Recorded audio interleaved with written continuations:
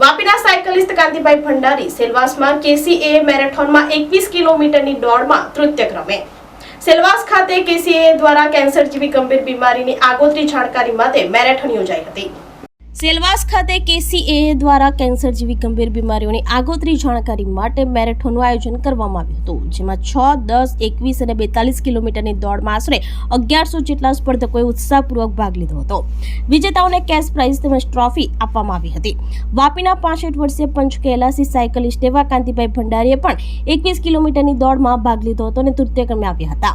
આ પહેલા તેઓએ પારડી અને ભરૂચમાં પણ 21.10 કિલોમીટરની દોડમાં પ્રથમ આવ્યા હતા। અત્યાર સુધીમાં કાંતિભાઈ સાયકલ યાત્રાના અનેક રેકોર્ડ બનાવ્યા છે। 65 વર્ષની ઉંમર હોવા છતાં યુવાનોની જેમ તેઓ મેરેથોનમાં ભાગ લઈ રહ્યા છે।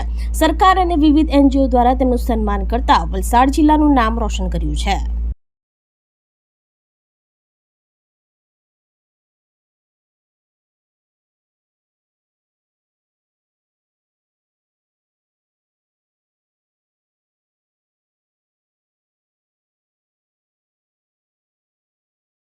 I am Kranti Patel from Vapi.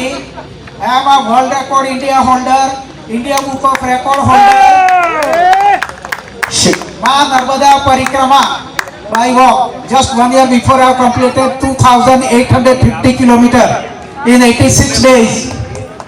I am a Panch Kailasi cyclist, athlete and mountaineer.